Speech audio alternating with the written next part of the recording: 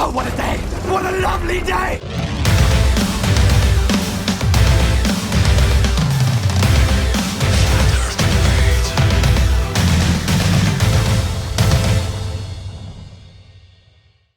Welcome to Flat Earth Debate Live.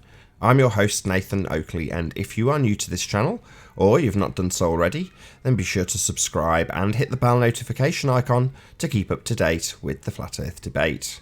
If you'd like to join the community debate, then go to nathanoakley.com and check out the Flat Earth Debate forum to keep up to date with the community debate. And if you would like to support this channel, there is a super chat that runs alongside each of these shows while they're live. And there's also a PayPal, Patreon and crypto link in the info box below the video. Most importantly, if you would like to join the discussion, simply mute the page you are currently watching, then click the link in the info box below this video to join the panel and express your views on the shape of the Earth. If you do join, please don't swear. If you do, you'll be ejected, and if you are, please don't try to rejoin the stream using sock accounts. You'll be warmly welcomed back on the next stream. Please also share the show on Facebook and Twitter. Sharing the show obviously increases the live audience, but this in turn increases the chances of a more diverse panel, so please share the show. And one last time, if you're new to the channel or you've not done so already, be sure to subscribe and hit the bell notification icon to keep up to date with the Flat Earth Debate. Now, a massive shout out to Colin Turner for hitting the super chat during the intro. Desperately trying to distract me from doing the proper intro, but I'm not going to let you, Colin, but massive thanks for all of your support. We are joined by The Plain Truth, Slick James Johnson, Paul, and Flatten Earth. Good to have you all. Hello. Morning. Hello. Hello. We did an attempt at a bit of housekeeping during the pre-show, so let's start with proper housekeeping. Any signs of Earth-based curvature? Nothing that I'm aware of. Nope. Talking to you, Travis. Oh, no, sorry, I'm distracted. Hey, Chocolate, how you doing? Morning, everybody. Right, from Chocolate, we'll press on. Any signs of axial rotation of the Earth-based variety? Nothing that I'm aware of. Did you listen to Nope. Anthony's show last night or yesterday at all? I didn't. What did I miss? They were trying to. Somebody on the panel was talking about, like talking about the stars in axial rotation, and he made a point to say that you can't prove that what you're seeing up in the sky is, not one thing, like a ceiling or something. You can't prove that. And the other person was going against that, and it was kind of funny. So if you can go back, if Sleeping Wars got his show up, you should listen. It was kind of interesting. So, but that's the only proof they have is the supposedly, actual rotation of the stars. Yeah, definitely check it out. So if you want to check it out in the audience, that's Sleeping Warrior channel. He's got a Strix Discord server, I think he calls it. And he plays that out live and has some pretty cool debates on there, I've got to say. I haven't seen him for ages. I spoke to him yesterday about Bob Nodell. Other than that, I haven't really spoken to him with his virtuous, what's the word, missions to go and kick the ladies of Flat Earth out with computers. Missing Anthony. Yeah, he brought that up yesterday, and I was like, you know what? If he's going to do that, I wonder if he'd do that for me. Let's see what I can come up with. He's going to become the computer engineer of Flat Earth, isn't Not he? you. So, any signs of... What should we have next? Scientific evidence of gravity? Any signs of that? Scientific evidence of what? Gravity? It's just no such thing. That Right, came up on the show as well, so you could talk. We could talk about. They talked about that too. What, gravity specifically? Yeah. Yes, exactly. And I tried to jump in and say, you know what? They say it's mass attracting mass, and I'm outside yesterday walking through neighborhoods. Because that's what I do. And I saw, when I walk by my car, I don't feel this slight pull towards my car because the car has more mass than me. I don't feel that. So, I brought as my little argument. Right, yeah, that's one thing that I've brought up, and I think it was, I want to say it was Chris, and I don't know if it's Chris Berry or not, but we were in Jose's chat yesterday, and whoever it was brought up the fact that all of our experience is vertical, it's never horizontal, which is the whole point of the Cavendish experiment. Okay, so we know things fall to the ground. We know the vertical displacement is real. We never, ever have left to right displacement. We don't feel gravity pulling us left, right, forward, backwards. It's always just down. So, that's I think an important point to continue to reiterate. Right? Well, no, And not then always. Not always down. If you're lighter than the medium you're in, Yeah. if that Okay. medium yeah, happens to be air, then you'll go yes, up. sir. Correct. And then on top of that, if Which something is is what I meant picked by up, vertical. Then. on Sorry. top of that, if something is picked up from the ground, it'll just go back to the ground if it's heavier than the air. Yeah, I've always had an argument. I should be able to lay a lead ball on my table, put a ping pong ball next to it, and over time, that ping pong ball is going to be drawn towards the lead ball over time. But you never see that. No one ever does that to. In summary, mass doesn't attract mass. How you doing, Arwin? Hello. Good afternoon. Good afternoon. Any evidence of the distance to the sun? Yeah. There is no Evidence to distance to the sun. The sun is right where it needs to be for your experience. I like that. as an apparition within your sight. We have to elaborate on that, Arwin, because I want to understand what you mean when you say. Are we saying the same thing? Probably not. I think you are. You are saying the same thing, actually, Arwin. Well, Slick James says it's where it needs to be, but that's very non-specific, and I think that where it needs to be, it is where we see it. No. We I see said something, it's in our sight, and that's pretty much all we know about it. But For sure. no, the complete phrase is it's where it needs to be for our experience. That's the part that needs to be in there. Hey, Chris. Okay. Hey, Nathan. Good to have you. Is there any evidence of a self-perpetuating molten iron core at the centre of a presupposed spherical Earth? Nothing. Have to go digging. I always hold out so much hope for an answer in that regard. What about evidence of a gas pressure being maintained without a container? Not for long. Nothing that I can think of. What was that, Owen? Not for long. Yeah, right on. Mm-hmm. Yeah. What about the presuppositional R value? Earth radius? That's just something that's made up, right? It exists in math. I had Ranty contact me this morning. He was like, how about this for a housekeeping question? What about any evidence that the horizon is a physical location? And I said, that's a really good point to argue, and I pointed him in the direction of my discussion with Bob the Science Guy, where he flip-flopped between it being an arbitrary point in the distance where the sky appears to meet the land and a physical edge that you can measure to. And obviously, when he presupposes that it's the leading edge of a sphere, he's presupposing it's the leading edge of a sphere. But my argument to Ranty was to say, well, it's covered in the question about the Earth radius. In other words, you can cut the legs away from that argument entirely. Yeah, you can have that argument, but ultimately speaking, that argument will always lead to the mathematics of the drop and the presupposition of the R value. So I think it's a very, very good arguing point, and will no doubt come up again with theodolite drop and dip and whatever they want to call it that day. But ultimately speaking, it does require the presupposition of R, so that kind of has the legs taken out from him.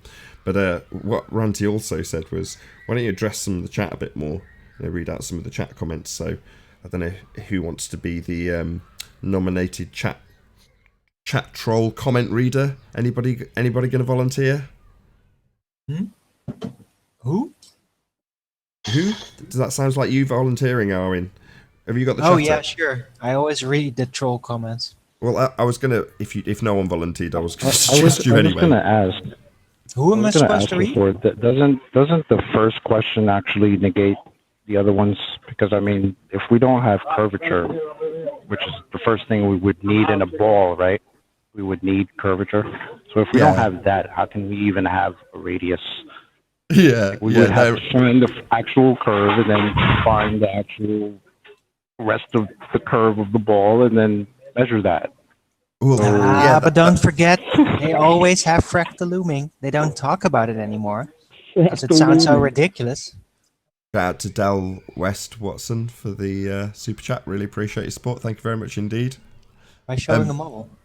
Therein lies the irony, Chocolate, because if you look a little bit closer, most of the questions in the housekeeping actually answer themselves within the question. So, for example, any evidence of a gas pressure being maintained without a container, well, the necessary antecedent's in the question, isn't it? Right? You know what I mean? Any evidence of a molten iron core at the centre of a presupposed spherical Earth, right? In other words, the question answers itself.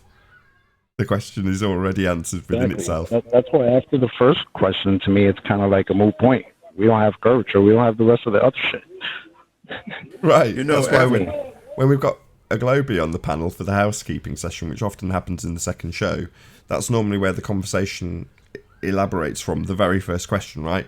Well, if we're on a ball, this is the bottom line, there is curvature everywhere, from every location, always, and there just isn't. So you're right, Chocolate, the whole debate starts and ends with that very first question, which is why it's the first question every time. Any signs of curvature? Nope. But we can look a bit harder. Maybe we can get soundly on it. Well, then too, they will go Just into maybe. the it's not flat, it's level. But level is not flat, and on the gravity is level. Oh my goodness, that's the funny one. That sounded like a lot of nonsense doublespeak. You didn't do as well Yeah, as a that's what it globehead, is. but nice try. Yeah. Something like circles are made of straight lines, something like that. Well, maybe on a computer. But everything is all R-based architecture, but at the same time, it all fractal looms into a flat plane. It's very confusing that way. Is that right, Owen? We've been joined by the one. How you doing? How's some guys? Good to have you. Thanks. Cheers. Yeah, no curve, no globe. We don't live on a model. The Earth is obviously and observably flat. Thank you for taking part in the housekeeping. That was fun. The only thing a globe is how well you can tell the story that you've been taught. You know, when it really comes down to it, that's all it is. Can you repeat this story verbatim?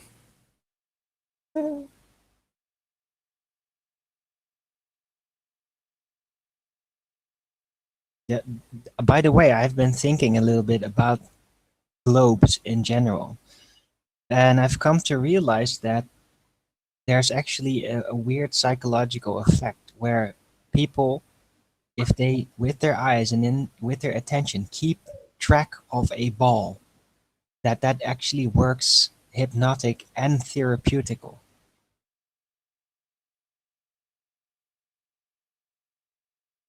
So, are you going to be my nominated chat Like- reader, Arwin? No, but it is, for example, why football is so popular. Because everybody's keeping track of the ball. And yeah, it works. The ball Well, I is know it's- psychologically inherently stimulating. I know I could see why you would want to kick it. I guess that would be stimulating.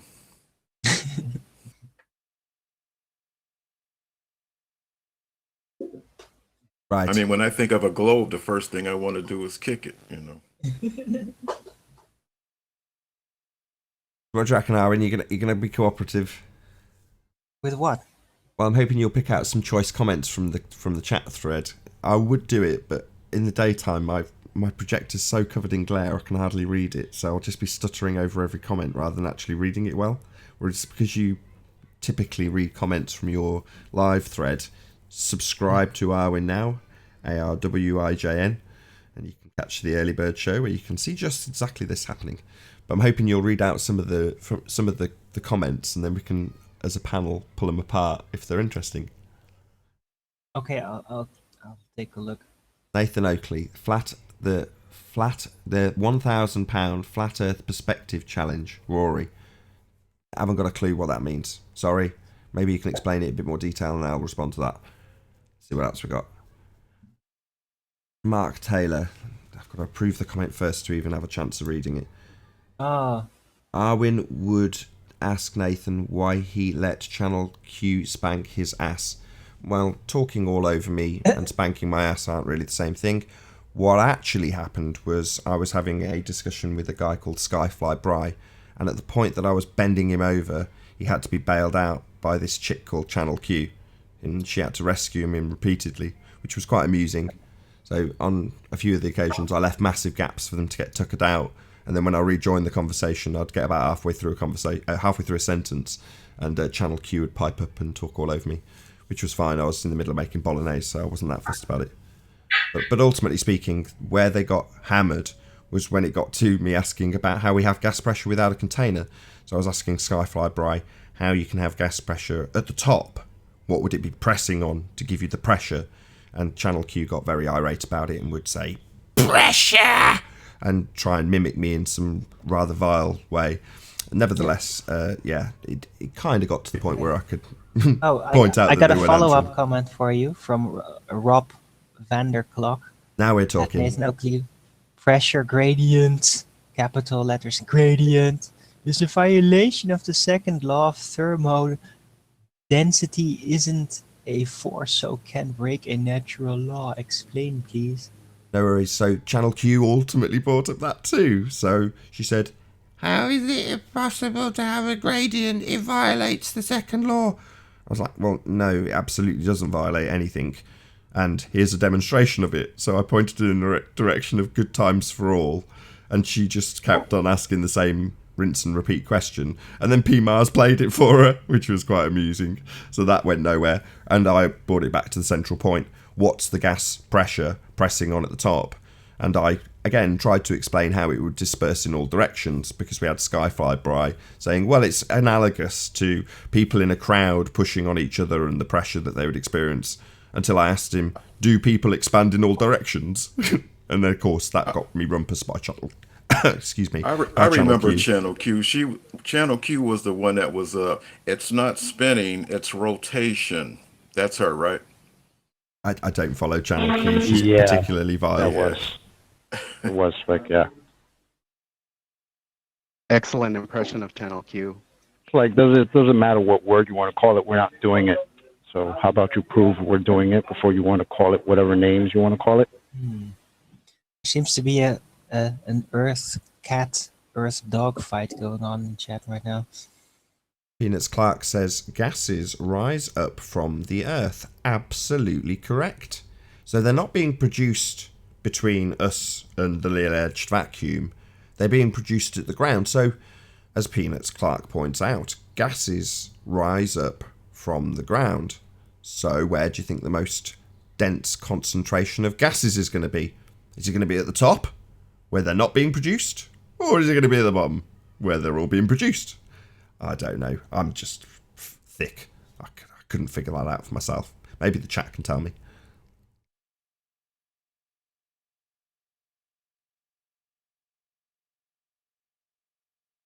Well, we are talking about people who think that other people are living antipodal to them under their feet. So, yeah. A couple of other people mentioning a flat Earth challenge for £1,000. Yeah, you'll have to give us more details and linking a video. Perspective challenge. Here's a question. It's related to that. Related to the topic. We know water boils in a vacuum, right? It boils away and becomes a vapor. I would be interested to see what happens with an ice cube. Excuse me. I know there's a point where really it would, even with ice, it will turn into a gas without even boiling. That's why you're an ice maker. You can turn your ice maker off and leave your ice trays in your refrigerator, and over time they'll eventually be gone, even though did ever boil. So I wonder, it'd be interesting to see somebody do that in a vacuum chamber. So like that would, comments, James Mannion says, mate, You've helped me with a couple of debates with people that initially battered me with what I now know is pseudoscience. Good for you.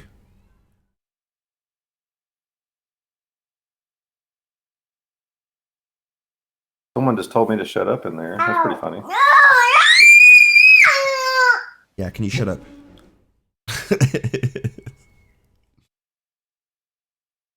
Any more, Arwen? You on top of it? Let's see.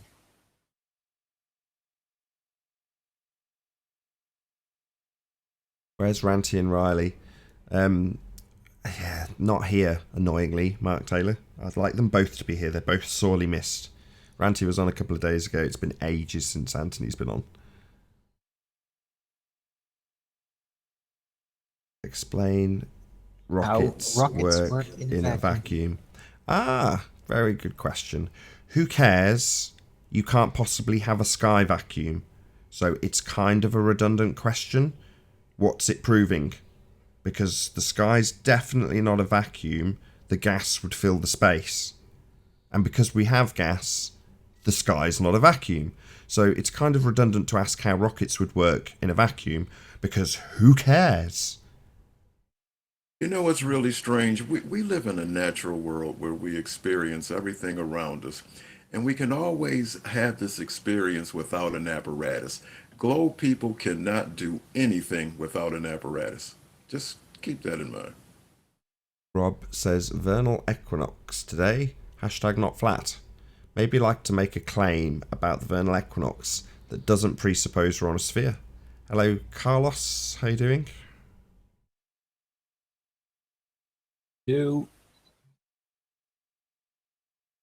Carlos has spoken a couple of times before. How you doing, Carlos?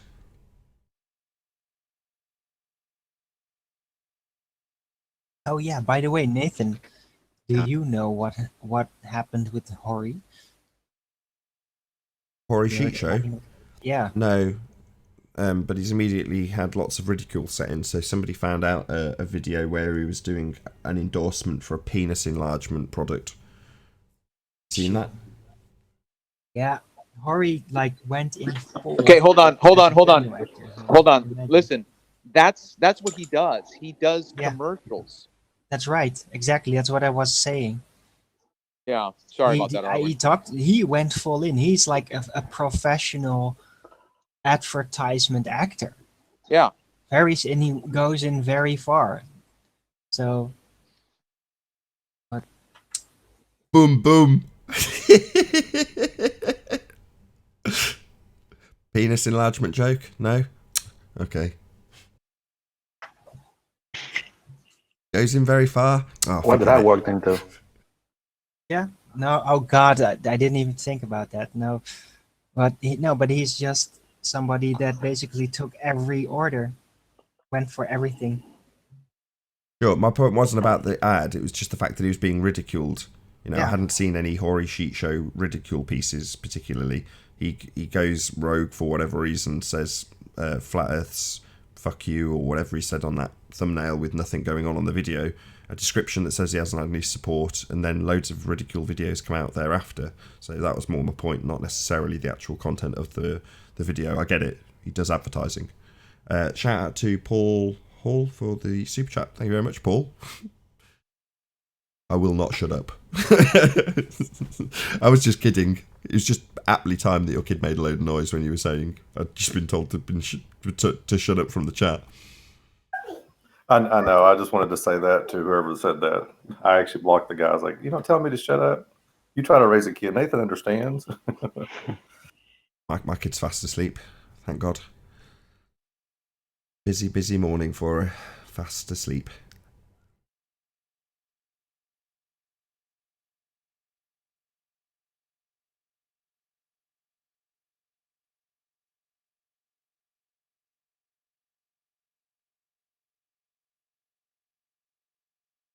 We're all quiet because we're all reading the chat to see if there's any decent comments to rip apart.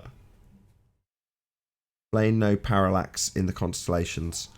What about it? What's your claim? What's the point you're making? I make no claims in that regard. Don't know what you're talking about. Sorry. Yeah, see, and like I said, that's my whole point about experience. You know, it's just me anyway. My perception of flat Earth is just all experience. When I look up into the sky at night, I just see the sky the way it presents itself. It seems like it was put together that way for that experience. It's kind of just a beautiful thing to look at. I don't understand why would I want to pick out a star and try to determine how far that star is as opposed to another one. Like I could ever do that, you know. Yeah, it is what it is, right? When people say it doesn't work on a flat Earth, you're like, okay, break that down for me, show me. Again, Skyfly Bry yesterday showed me an example very similar to Anthony's debunking of the heliocentric assertion, which is to say these people can't make this observation on all these different points in the southern quote-unquote hemisphere. Well, number one, if you're going to turn that into a globe proof, you've got to beg the question. And number two, this Skyfly Bry had a cartoon of people sat on the edge of a azimuthal equidistant projection tipped on its side in 3D with, like I say, 3 cartoon characters sat on it. I'm like, well, let's see the actual observation of that occurring then. Show me that actually not being the case. And he hadn't got a thing. You're like, so no one's made this observation. You're just claiming that would be what you think would happen based on this misrepresentation straw man of map that you've got. You know, just an outrage, really. One of the things that I think came up on that about southern star rotation, and I've thought about this quite often, and I've seen other people do it. You know, if magnetic fields can, affect light, which we've seen that it can, we don't know how that would affect what we see in the sky. You know, it could account for, the sunlight in Antarctica, 24 hours, or sunlight in Antarctica account for star rotation. A lot of that can be accounted for if we fully understood how the magnetic field and magnetic system work. But we don't, so it's hard to call speculation at this point. Right, I'm going to read James Manion's comment. Someone needs to start a Flat Earth for Beginners show, as most people, like me, need a good starting point, like understanding the non-existent curve, for example. Yeah, I don't doubt there's a market out there for people to give a beginner's crash course, but ultimately I would say just the housekeeping questions give you the fundamental understanding of what's wrong with the assertions. You know, when we ask, we discussed this literally on this show, did we not? You know, any signs of curvature, right, Chocolate?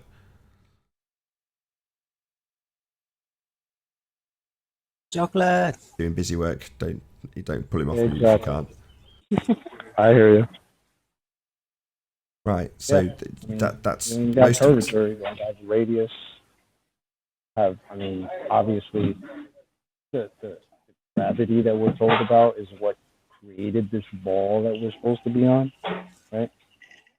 Compressed everything into a sphere. Well, we can't find that sphere. Sorry.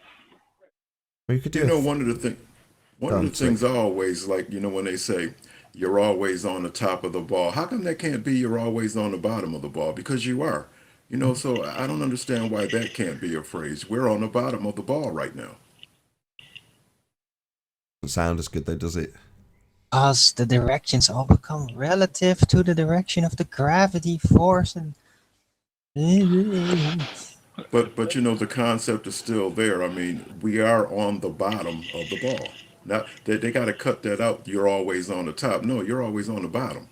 May I say something? nah, but there's bottom Sure can. and top. Go ahead. It's no longer relevant. Yeah, go ahead. I've just joined in. I was kind of waiting for somebody to acknowledge, but I don't know how it works. But I've never heard any Glober say that you're always on the top of the ball. That's top and bottom are relative. Right. Yeah, relative. Correct. That's how they describe it. So, but I'm just saying I've never heard any globe head say you're always on the top of the ball. That's because it's the same relativity of being perpendicular to the center of the Earth, so that Okay.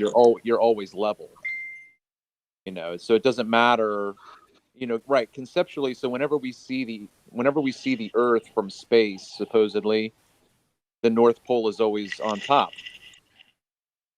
Well, it's yeah. Well, Exactly. that's because that's how they present it always. And then we think of up and down therefore we say, well, the North Pole is the top and South is the bottom, and we always thinking in that orientation. But exactly, that's an excellent point.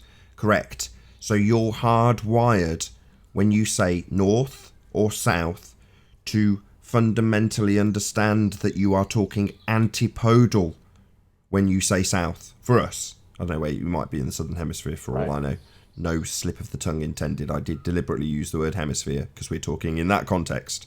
So you are hardwired to use that word hemisphere and say south. Well, that's antipodal. That's down under, right? And it isn't. South's that way. I'm pointing outwards. You can't see me, but I am. Well, according to the flat Earth model, yeah. Well, no, just fact. That's why I love the antipodal point, because it's just nonsense. Like people are living under me, upside down to my position. Stupid. Not on the flat Earth model. Just south is just out towards the horizon. That is the direction of south. It's not on. It's a flat that Earth model. way. It's that way. Yeah, exactly. Are we? It's definitely not down. Hey Nathan, I have a question for you. Go ahead. And I tried to join yesterday, but I couldn't unmute fast enough, so I got kicked off. But the video you have made about the notebook, I'm sorry, the book disappearing in the distance when you lower the camera, you recall that video? Yeah, angle of attack video. Okay, would you call that an observation or an experiment? Just an observation. Okay. I was just wondering. I didn't.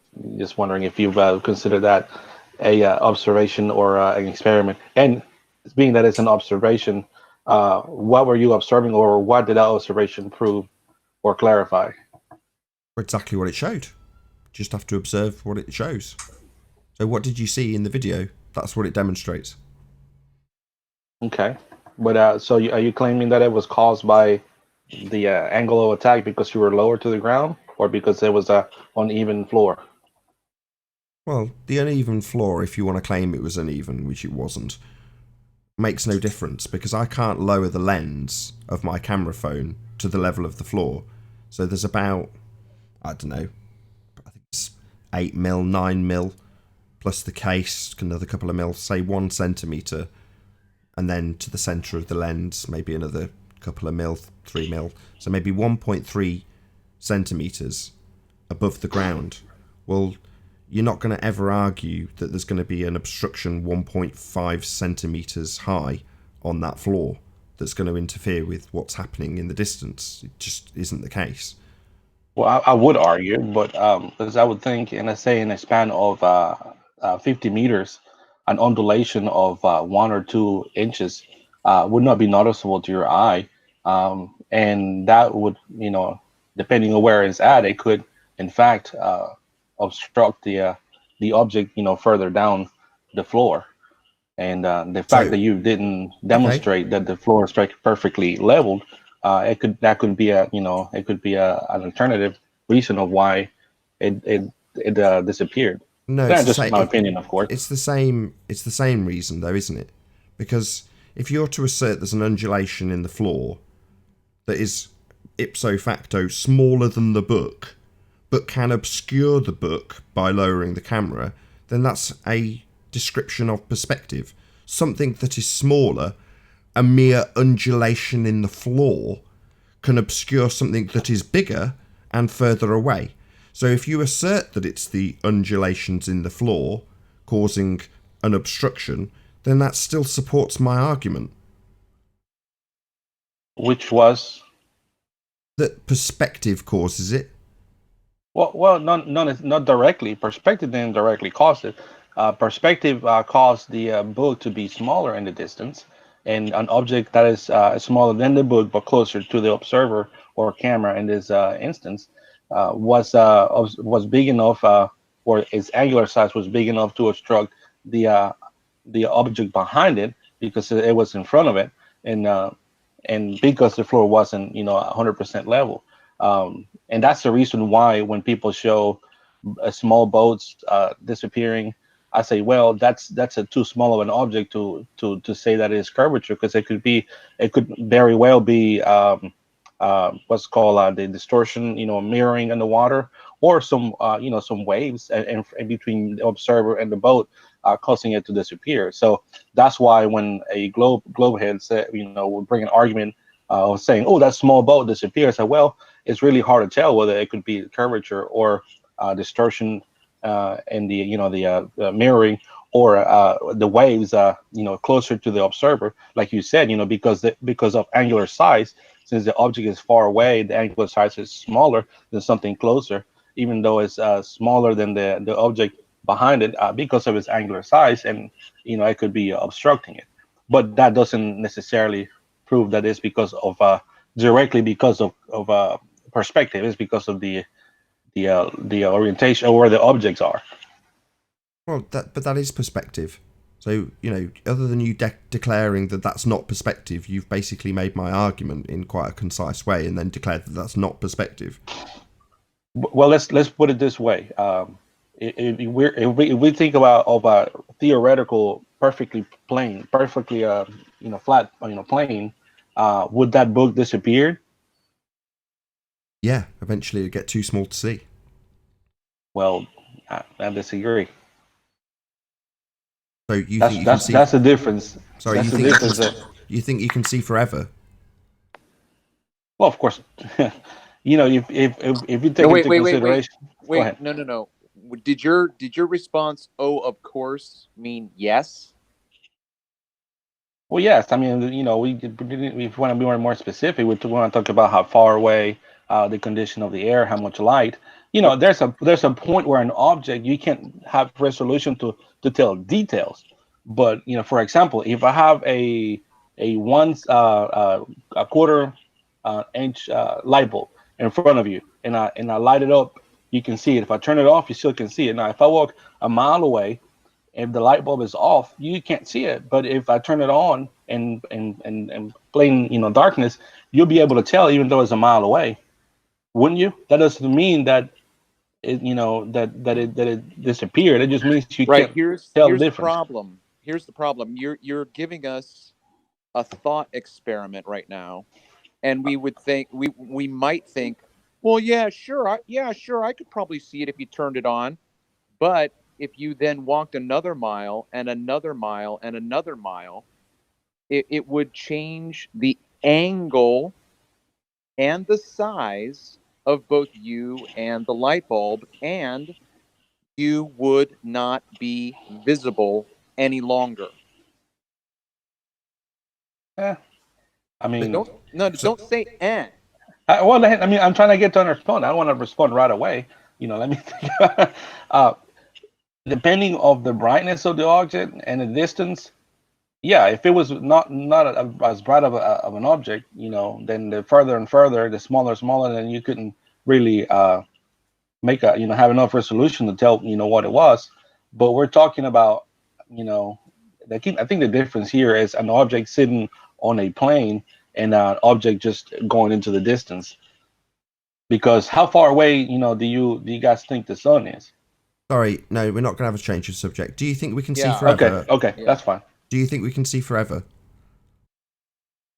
Depending on the brightness of the object, but I mean, technically yes, but not technically. No, sorry, it's a really hard. No, you can't see forever. Eventually, your light example, coincidentally, massively increasing the angular resolution of that light by turning it on. Nevertheless, as it's just been pointed out to you, yeah, that might happen at a mile. But then what happens at 100 miles? Do you think you can see a flashlight at 100 miles? Or do you think the angular size would be too small to see? I think it'd be too dim to see. No, too small to resolve. No, yeah, too dim. If it was bright enough, you could see it. Okay, well, there's a measurement for this. Angular resolution. No, so you are just... Sorry, I don't want to argue with this anymore. You are wrong. There is an angular resolution limit to a camera, to a telescope, to anything optical. And you cannot see forever. You are mistaken. I don't want to argue about it anymore. You're just wrong. You can't see forever. Well, I agree to disagree. Well, you're just wrong. So there's no agree to disagree. There is a measurement for the resolution limit of a camera. Do you think they have that measurement because you can see forever? The measurement or the number for that, it would be for resolution, as in being able to tell details. No, being able to see something. Eventually, things become too small to see. Eventually, they disappear. You cannot see forever, and you can measure it. You are just wrong. Well, like I said, I think we're talking about two different things. No, we're not. We're talking about whether or not you can see forever. You can't. You think we can. You're just wrong. It's not an agree to disagree. You're just incorrect. As long as there's not any obstruction, I believe that you can see forever. I don't care what you can believe. Not interested. There is a literal measurement for the resolution limit of your optical device. So you're just wrong. Well, does that number, does that vary between whether it's an eye or a camera? Is there a number? Is there an equation? Yeah. It's based on the aperture size. Based on what? I'm sorry. Aperture size. Okay. Like I said, I believe that has to do with I don't care what you believe. I'm telling you. Don't tell me again what you believe when you stutter over the word aperture 3 times. I'm telling you. You're wrong. You can't see forever. I'll make a further correction. When you said you don't know whether or not it's just the effects of perspective or curvature, well, yeah, we do. Because when you apply the mathematics for curvature, you will exclude the aspect of angular resolution, and you will use the whole numbers that do not adjust at distance, implying that you can see forever, because it excludes perspective. So while you've fallen victim to a calculation that gives you the height of the mountain in feet, even though it would change its angular size given its distance, then you have been deluded into believing incorrectly that you can see forever, because that is how the calculator misrepresents reality, by removing perspective and calling it curvature. So all of what you have detailed about how big something is or its angular resolution, the thing you deny, will be ignored and replaced with something called curvature when assuming a radius value. So yes, you can absolutely look at something in the distance and just say that's perspective, that is, something getting small with distance. And then when the globe head applies his maths, I'll point out that the feet and inches value is irrelevant. It's based on its angular size and distance, not how many feet and inches you plug into a calculator that thinks you can see forever when you can't. Well, the thing what I was talking about was, the book on top of the floor, and now we're talking about just an object without not sitting on top of something, just going into the distance.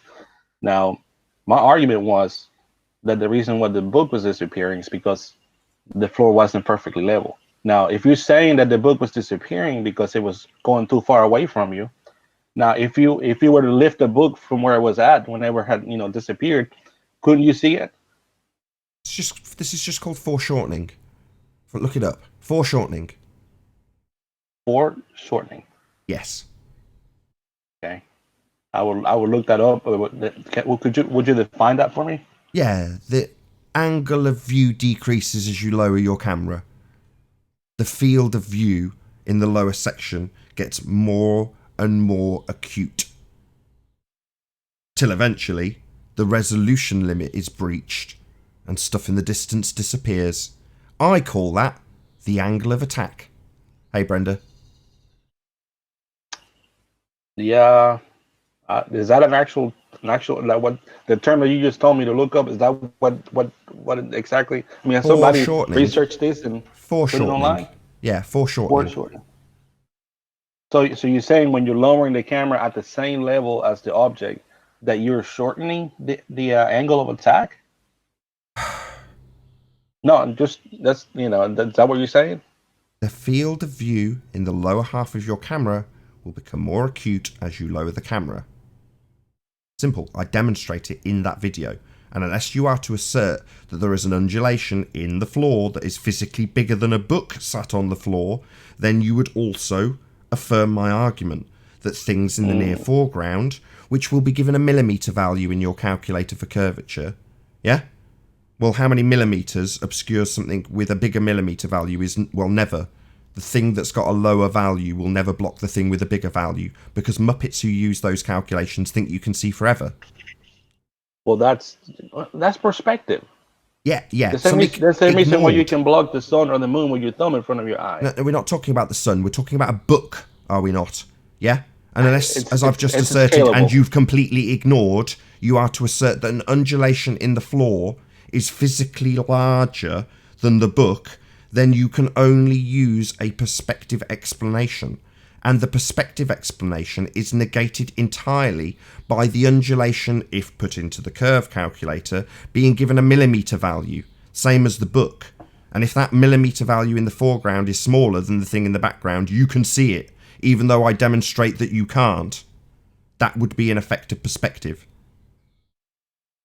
Well, not Earth curve. My rebuttal was that the undulation, the angular size was bigger, even though the undulation that's fascinating. Smaller. Well, yeah, back to my point. If you are to say you can't tell the difference between whether or not that's Earth curve, then that very detail, the angular size, is negated by the fact that you would be measuring that undulation in millimetres, not angular size. That's what would go through the curve calculator if this was scaled up to a boat in the distance. Okay. Well, I have to roll out. Hopefully we can continue this conversation another time. But thank you for your time. My pleasure. It was a great conversation. All right. You guys have a good one. Take it easy. All right. All right. Thanks.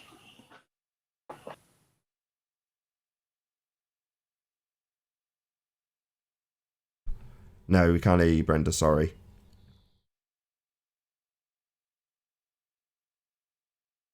Back to the chat trolls. Hey, Non, how you doing? Can you hear us? Non. Hey. Hello. How you doing? Very well. Well, you know, that's how a conversation is supposed to go. See what I mean? You make your case, and then that's that. I was glad that he didn't do what a lot of glow people do and just continue the circle jerk unendingly to where it gets out of hand. But that's how it should be done. Hello, Tarquin. Oh, that's a troll. God damn. My mouse. I got him. I don't know if you saw it, Nathan. I dropped it into the Skype under Master B. There was I looked at the YouTube on my end, and underneath it talked about contrails under the video. I thought it was hilarious. Oh, is this what? This is your American propaganda that comes underneath my video? Yep. Ain't that funny? I mean, I don't even know how they got that, because they have to be just looking at the pictures and running some kind of algorithm or something to get that, because there's nothing we've said about contrails. Contrail, also called condensation trail or vapor trail, is a streamer of cloud sometimes observed behind an airplane flying in clear, cold, humid air. It forms upon condensation of water vapour produced by the combustion of the fuel in the airplane engines. Isn't that lovely? Thank you, Encyclopedia Britannica. I'm sure my audience really wanted to know that. Wait, where is that? Underneath my video, if you're an American. Are you serious? Yeah, I'm dead serious. Hilarious. Here, I'll share it. Say again, Paul? I said I'll try to share it so you can see it live. Good job, Ranty's not here. He had a whole channel about chemtrails. Can you see it? Yeah, I've got it up now.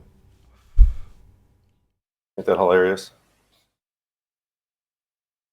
So they don't show this to British people? No. Oh, wow. there's been a big push here in the U.S. to squash any kind of like anything that doesn't go with the mainstream. And it's been a huge thing. Like there's been a senator here in the U.S. that actually got a hold of Amazon to bring down to actually tell Amazon not to publish books that are talk about curing autism. And they actually got on to Amazon also to get rid of the free screening of the free videos. And they're also talking about Flat Earth. It's actually talked about in Congress. They talked about, YouTube editing and combating this Flat Earth thing on YouTube. It's been crazy. Yeah, Isn't this what Winston? I didn't realize it. Isn't this? This is what Winston did in 1984, isn't it? yes. What was he called? Department of Truth? Yep. Basically. That's literally what he did, except this is easier because it's algorithms. So, he would have written it in Python or programming some Ruby language. Yeah, and it's always the opposite. It's always the contrast of the actual reality, isn't it? So what they currently call fake news, right, is anything that goes against the mainstream narrative, regardless of how fake that narrative is. So fake news will be the propagandized version that basically shuts anybody up that they don't like. Whatever the narrative is that goes against the mainstream, they'll say this is fake news. That'll get censored. Yep, and it started right after Pizzagate. Right. Exactly. So they're slowly drip feeding us this censorship narrative, and most of the general populace will just gobble it up and say, oh yeah, that's a great thing. Obviously we don't want fake news. No, they're just taking away your freedom of speech. Don't even realise it. That's why crypto is very important, because eventually all the platforms that we use right now, like YouTube, Facebook, Twitter, all of these will be built on decentralized platforms. People are working their asses off every day for that future, because we can see what's happening. And then you're going to have unstoppable publishing, unstoppable. They're not going to be able to go and take away and delete all these videos that they don't want. And most of them is going to be built on Ethereum. So don't worry. So for every action, there is an opposite and equal reaction right here. Well, Right, what they there'll be a want pushback. is they want to force everybody to be a glober is what they really want to get it down to, where you don't have any choice whatsoever but to accept that narrative and not ask any questions about it. So that's kind of the direction they're trying to push it, I think. To Awaken Narrative says the globe lies exposed. Thanks, Flat Earth Debate. Oh, thank you very much indeed. Really appreciate your support. Thank you very much, Awaken Narrative. Is my mic working now? Yes, it is. Good to have you. Got a couple of minutes before the live show Okay. will end. We don't want to force people to accept the globe narrative. We want you to understand that there is an external world that is real, and the Earth is a globe. Whether or not you believe it is or not, it's just a fact that is objectively true. Well, it's okay to have that belief. I don't knock it. It's not a belief. Well, it must be a belief because I don't subscribe to it. That doesn't make something not a belief. Right, but Brenda, also you're like Abdul. but You're like but Abdul. You think that Muhammad exists, and everybody should believe Muhammad exists. That's what you are doing. No. I'm Yes. like somebody who believes that this chair exists in my room, and you're the one who No, you denies believe in fantasy. that I'm sitting on this chair, right? And I can explain all of the facts that pertain to the chair and why I'm not sitting on the floor instead of up in the air, right? I'm sitting on the chair, and that explains all of the facts about me and the room and the chair. And you can't. You just deny. Well, Okay. before this guy, wait a minute, hold on, guys, you're kind of cutting me off. Guys, you're kind of Somebody else cut you off. I know I'm not blaming you. I'm talking about the other people that cut me off when I was trying to explain myself. See, when you talk about a chair, well, that's something that I can put my hands on and touch. But see, when you put that globe in the same conversation, now that's just something that can only exist in my imagination. See, so those are not the same two things. You can't kind of mix those together. They are the same. Okay, so I can reach out and touch the globe, is what you're telling me. Yes, sure you can. Okay. Go outside, bend Yeah. over. Go outside, bend over, and touch the ground. Oh God. Okay, so I just want to do a quick shout out to Math Powerland. So, Brenda, when have you seen the globe? Through the videos and photographs of other people. Sorry, I'll ask again. Slight inflection. When have you seen the globe? Through the videos and photographs of other people. I'll ask again. When have you objectively viewed the sphere Earth with your eyes? My eyes objectively viewed the photographs and videos of other people. They would be on a screen or a piece of paper. I'm asking you when you have viewed. Is the answer, as Math Powerland correctly asserts, never? No, it's not. So- That's not the answer. Invite him in, and I'd love to debate him. I'm shouting him out because this is his argument. You, Brenda, have never seen the Earth. Ever. That's false. I have. When did you see the sphere Earth? Through Don't the repeat it for the photographs third and time. videos Sorry, I'm of going to other stop people. this already. Don't say I've seen it on a screen or on a printed piece of paper. The actual thing we are talking about. When have you seen that sphere The same way. Earth? The same way that I have seen the Eiffel Tower through the photographs and videos of other people. We're not talking about the Eiffel Tower. We're talking about Yes, the we are. sphere Earth. That's a false equivalency. No, it's not.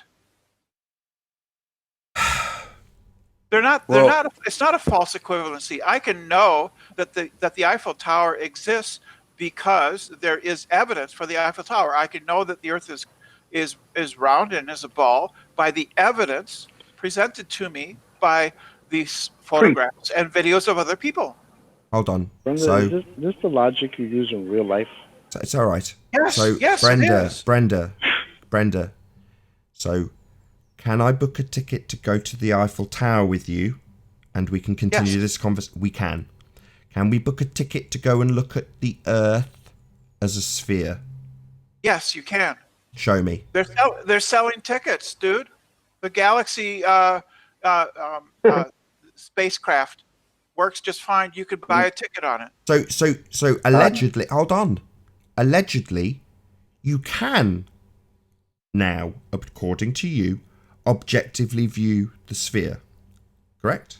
That's what you've just said. I don't know what you mean by objectively. I can Actually look at it. Like you looked at your chair that you sat in. That's what I mean. Yeah. Okay. Brenda. So now, according to you, there are tickets available to go and actually do this, correct? Yeah, This there being are tickets. Yes. viewing the Earth as a sphere. That's what we're talking about. Now I'm Yes. going to ask you again, when have you done precisely that? I don't have to do that to know. I don't want to that know it what you is. don't have to do. I want to know when you did do it.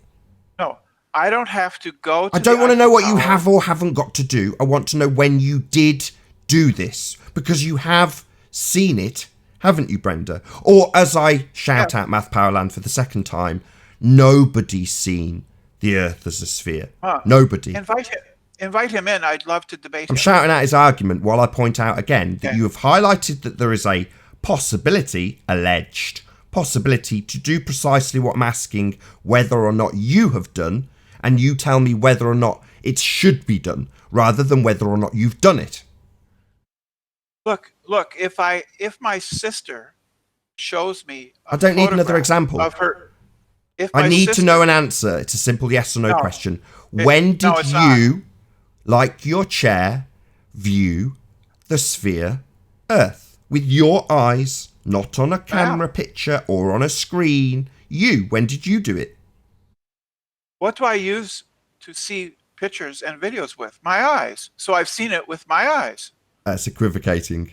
So no, it's not. Yeah, it's not the same. Just because I can say totally I the see same. my table doesn't mean it's the same as seeing a bloody zebra, because I'm looking Yes, in it both is. instances. That's an It is the equivocation same. fallacy.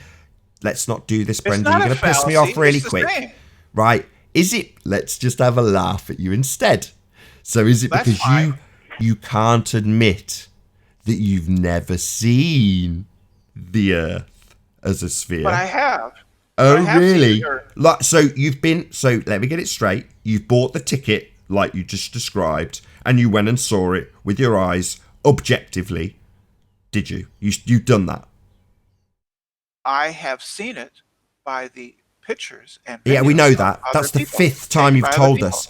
Anybody on the panel unclear that, like everybody who has this fundy belief, she's seen pictures? Is anybody isn't a- unclear with that statement? Do we need it Your repeating? belief- I'm asking other people, Brenda, not you. Shut up. Is anybody unclear that Brenda's seen pictures of her fundy belief? Oh, absolutely not. So the fact is, I is wasn't that talking to you, Brenda. I was know- talking to the other panel members. Yeah, I don't I'm care. ascertaining with the other panel members if we need to hear for a Shut up, you 7th clown. time. You don't need to talk over me. I'm ascertaining with the panel if we need to hear for a 7th time that you've seen pictures as opposed to the Earth as a sphere. Now, you've given us a description of how we could do it, but we still haven't got you to admit that you haven't.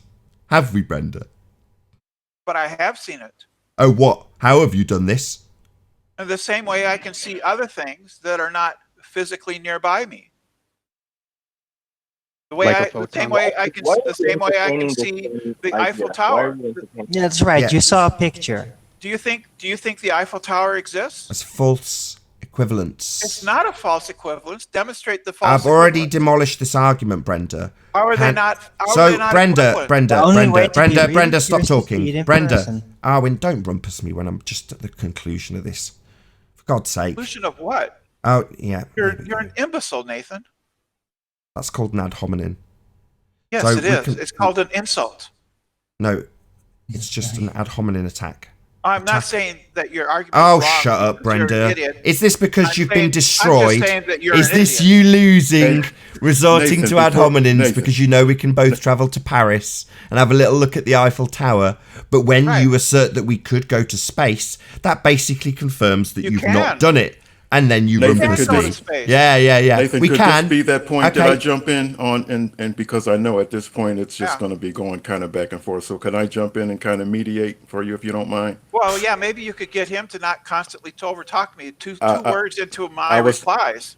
I was just talking to Nathan. Nathan, is that okay? You know, Can I mediate How fair at this is point? that? Dude, how fair is that? You Okay, know, Brenda, He asks me Brenda. questions and he doesn't allow me to reply at all. What, I know, what, but Brenda, same this is thing what happened. 7 times. He asked you a question, but you kept Yes. saying this. Wait a minute, see now you're doing it to me.